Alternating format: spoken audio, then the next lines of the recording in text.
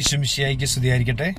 തെനാക്ക് ആണ്ടുവട്ടത്തിൽ 22-ാമത്തെ ആഴ്ചയിലെ ശനിയാഴ്ച ലൂക്കായുടെ സുവിശേഷം 6-ാം അധ്യായം 1 മുതൽ 5 വരെയുള്ള വാക്യങ്ങൾ. നമ്മൾ ഇന്നലെ വായിച്ചു കേട്ട സുവിശേഷ ഭാഗത്ത് ഈശോനാഥൻ തൻ്റെ ശിഷ്യന്മാരിങ്ങനെ ഡിഫെൻഡ് ചെയ്ത് സംസാരിക്കുകയാണ്.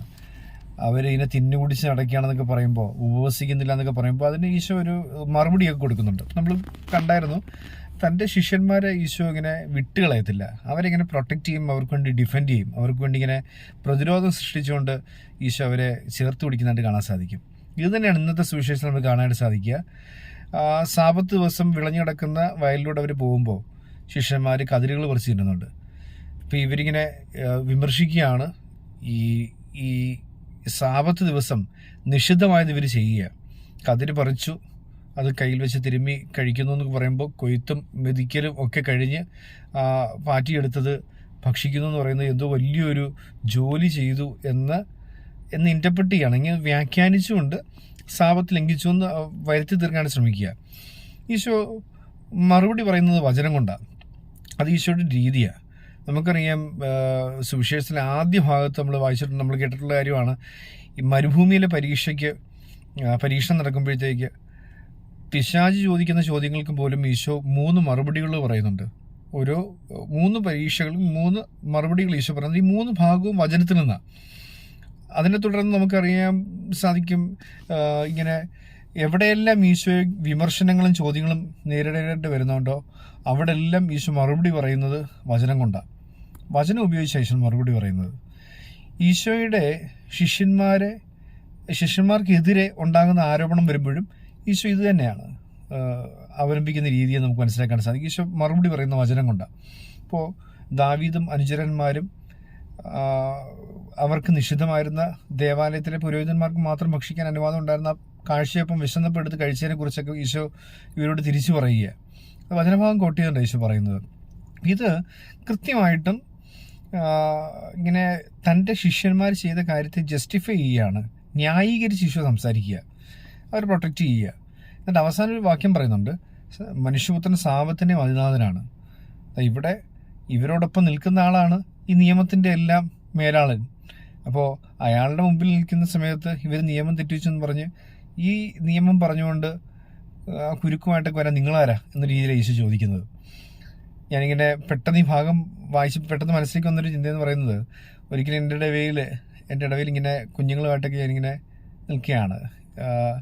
അവരിങ്ങനെ പള്ളിക്കകത്ത് ഇങ്ങനെ കയറി ഓടി കളിക്കുന്നുണ്ട്, ഇത്തിരി കുരുത്തക്കിടക്ക് കാണിക്കുന്നുണ്ട്. അപ്പോൾ ഇത് ഇങ്ങനെ ചോദ്യം ചെയ്യാനായിട്ട് ഒരാൾ വളരെ ദേഷ്യത്തോടെ കുട്ടികളുടെ അടുത്തേക്ക് ഇങ്ങനെ പാഞ്ഞെടുത്ത് വരുന്ന കണ്ടപ്പോഴത്തേക്ക് എനിക്ക് ഉറപ്പാണ്, ഈ മനുഷ്യൻ ഈ കുട്ടികളെ ഒന്നെങ്കിൽ കൈവയ്ക്കും, അല്ലെങ്കിൽ എന്താണെങ്കിലും നല്ല രീതിയിൽ അവരിങ്ങനെ വഴക്ക് പറയാനായിട്ട് വരിക. നല്ല ദേഷ്യത്തോടാണ് വരുന്നത്. അപ്പോൾ പെട്ടെന്ന് ഞാൻ മുമ്പിലേക്ക് കയറി നിന്നു. ഞാനും അവിടെ ഉണ്ട്, എൻ്റെ പ്രസൻസ് അവിടെ ഉണ്ടെന്ന് അയാളെ ബോധ്യപ്പെടുത്താൻ വേണ്ടി മാത്രം, പ്രത്യേകിച്ച് അയാളോടൊന്നും സംസാരിക്കാൻ വേണ്ടിയൊന്നുമല്ല, വെറുതെ കയറി നിന്നു. അപ്പോൾ അയാൾ പെട്ടെന്ന് പറഞ്ഞൊരു മറുപടി ഉണ്ട്, അച്ഛനോട് ഉണ്ടായിരുന്നോ? ഞാൻ വിചാരിച്ചു അച്ഛൻ ഇവരിങ്ങനെ കുരുത്തക്കേടായി കാണിക്കുകയെന്ന്. എന്നിട്ട് അയാൾ പതുക്കെ ഇറങ്ങി പോവുകയും ചെയ്തു. ഒരുപക്ഷെ അയാൾ പുറത്തുനിന്ന് വേണമെങ്കിൽ പറയാം അച്ഛനാണ് ഇതിനൊക്കെ വളം വെച്ച് കൊടുക്കുന്നതെന്ന്. പക്ഷേ ഞാൻ അവിടെ ഉണ്ട് എന്നവരെ ബോധ്യപ്പെടുത്തി കഴിഞ്ഞപ്പോൾ ഈ കുട്ടികളെ അയാൾ വെറുതെ വിട്ടിട്ട് തിരികെ പോയി. ഇത് തന്നെയാണ് ഈ സുവിശേഷത്തിൽ നമുക്ക് കാണാനായിട്ട് സാധിക്കുക. ഈശോ അവരെ ബോധ്യപ്പെടുത്തിയായി. ഇവർക്ക് അറിഞ്ഞുകൂടാ ഇവർ സംസാരിച്ചുകൊണ്ടിരിക്കുന്ന 33 വയസ്സുകാരൻ തച്ചൻ എല്ലാത്തിൻ്റെയും അതിനാഥനാണെന്ന്. ഈ സാപത്തിൻ്റെയും എല്ലാ നിയമങ്ങളുടെയും ഒക്കെ അതിനാഥനാണ് ഈ മനുഷ്യപുത്രനെന്ന് അവർ തിരിച്ചറിയുന്നില്ല. അതുകൊണ്ട് അവർ ഈ തർക്കത്തിൽ ഏർപ്പെട്ടുകൊണ്ടിരിക്കുന്നത്. അപ്പോൾ ഈശോ ഇങ്ങനെ വ്യക്തമാക്കി കൊടുക്കുക, മനുഷ്യപുത്രൻ സാപത്തിൻ്റെയും അതിനാഥനാണ്, ഓർത്തോണം. ഈശോ അവരെ റിമൈൻഡ് ചെയ്യണം, അവരെ ഓർമ്മിപ്പിക്കുക. അപ്പോൾ നമ്മൾ മനസ്സിലാക്കേണ്ട ഒരു വസ്തുത ഇതാണ്, നമ്മൾ ഈശോയോട് ചേർന്ന് നിൽക്കുകയാണെങ്കിൽ ഇനി ഒരു പക്ഷേ വലിയ പാവങ്ങളോ അല്ലെങ്കിൽ വലിയ ദ്രോഹങ്ങളോ ചെയ്യുന്നതിനെക്കുറിച്ചല്ല, നമ്മുടെ ഭാഗത്തു നിന്ന് എന്തെങ്കിലുമൊക്കെ ചെറിയ പിഴവുകളൊക്കെ സംഭവിച്ചാലും കർത്താവ് നമ്മളെ ഡിഫെൻഡ് ചെയ്യും, നമ്മളെ പ്രൊട്ടക്റ്റ് ചെയ്യും. അത് വളരെ സത്യമായ ഒരു കാര്യമാണ്. എന്ന് വെച്ചാൽ നമുക്ക് എന്ത് തോന്നിയാസം കാണിക്കാമെന്നല്ല, എന്ത് കുരുത്തക്കെട്ടും കാണിക്കാമെന്നുള്ളതല്ല. പക്ഷേ നമ്മുടെയൊക്കെ ബലഹീനത കൊണ്ട് ചെറിയ വീഴ്ചകളൊക്കെ സംഭവിക്കുകയാണെങ്കിൽ അത് ഈശോ ഇങ്ങനെ ഡയറക്റ്റ് ധിക്കരിക്കുന്നയോ അവഹേളിക്കുന്ന രീതിയിലല്ല, അല്ലെങ്കിൽ മറ്റുള്ളവരെ ഡയറക്റ്റ് ദ്രോഹിക്കുന്ന രീതിയിലല്ല, അല്ലാതുള്ള ചെറിയ പിഴവുകളൊക്കെ ആണെന്നുണ്ടെങ്കിൽ അതിനെതിരെയുള്ള ആരോപണങ്ങളൊക്കെ വരുമ്പോൾ ഈശോ തന്നെ നമ്മൾ പ്രൊട്ടക്റ്റ് ചെയ്യും എന്നുള്ളത് ഈശോ ഉറപ്പ് തരുന്നൊരു സംഭവമായിട്ട് നമുക്ക് ഈ സുവിശേഷഭാഗത്ത് കാണാനായിട്ട് സാധിക്കുക. നമ്മൾ ഈശോയോട് ചേർന്ന് നിൽക്കുകയാണെങ്കിൽ നമ്മുടെ ചെറിയ പിഴവുകളൊക്കെ ഈശോ തന്നെ മൂടിക്കളയും, ഈശോ തന്നെ ചേർത്ത് പിടിക്കും. എന്നെ കേട്ടോണ്ടിരിക്കുന്ന നിങ്ങൾക്ക് ഈ വരികൾ നിങ്ങളുടെ ജീവിതത്തിൽ നിന്ന് വായിച്ചെടുക്കാൻ സാധിക്കും, ഉറപ്പാണ്. എനിക്കുമുണ്ട് അത്തരത്തിലുള്ള ചില അനുഭവങ്ങൾ. നമ്മൾ ചെയ്ത ചില മണ്ടത്തരങ്ങൾ, ചില പൊട്ടത്തരങ്ങൾ, ചില പൊരുത്തക്കേടുകളെന്ന് തന്നെ പറയാവുന്ന ചില കാര്യങ്ങളൊക്കെ കർത്താവ് ഇങ്ങനെ പൊതിഞ്ഞ് ചേർത്ത് പിടിച്ച് കൊണ്ടുപോകുന്നതായിട്ട് കാണുന്നതായിട്ട് സാധിക്കും. കാര്യം നമ്മൾ ഈശോയോട് ചേർന്ന് നിൽക്കുകയാണെങ്കിൽ ഈശോ നമ്മളെയും ചേർത്ത് പിടിക്കുക എന്നുള്ളത് ഈശോനെ വ്യക്തമാക്കിയിട്ടുള്ള കാര്യമാണ്, ഈശോനെ സുവിശേഷിച്ച് പറഞ്ഞിട്ടുള്ള കാര്യമാണ്. അപ്പോൾ സ്വാഭാവികമായിട്ടും ആ ഒരു പ്രൊട്ടക്ഷൻ നമുക്ക് കിട്ടും എന്നുള്ളത് ഉറപ്പാണ്. നമുക്ക് സ്നേഹത്തോടെ നാഥനോട് ചേർന്ന് നിൽക്കാം. അവൻ്റെ ചാരെ ചേർന്ന് നിൽക്കുന്നവരെ അവൻ ഒരിക്കലും കൈവിടത്തില്ല. സകലവിധ തിന്മകളിൽ നിന്നും, ആരോപണങ്ങളിൽ നിന്നും, അപകടങ്ങളിൽ നിന്നുമൊക്കെ അവൻ നമ്മൾ പൊതിഞ്ഞു പിടിക്കും എന്നുള്ളത് ഉറപ്പ് വരുന്നൊരു വസ്തുതയാണ്.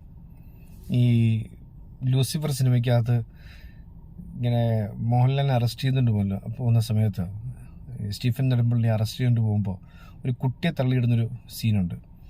പെട്ടെന്ന് ഇയാൾ കാല് പൊക്കി പോലീസുകാരൻ്റെ കഴുത്തിന് ചവിട്ടിയിട്ട് പറയുന്നുണ്ട്, എൻ്റെ പിള്ളേരെ തൊടുന്നോടാ എന്ന് ചോദിക്കുന്നൊരു സീനുണ്ട്. സത്യത്തിൽ അത് ലൂസിഫർ ചോദിക്കുന്ന ചോദ്യമാണ്. ഇങ്ങനെ കഴുത്തിനൊക്കെ ചവിട്ടി പിടിച്ചിട്ട് കായികമായിട്ട് നേരിട്ട് ഈ ചോദ്യം ചോദിക്കാമെന്ന് പറയുന്നത്. പക്ഷേ ഈശോ വളരെ സിസ്റ്റമാറ്റിക്കായിട്ട്, വളരെ കായികമായ രീതിയിലല്ല, താത്വികമായ രീതിയിൽ ചേർത്ത് പിടിച്ചിട്ട് ഈശോ നമ്മളെ പ്രൊട്ടക്റ്റ് ചെയ്യും.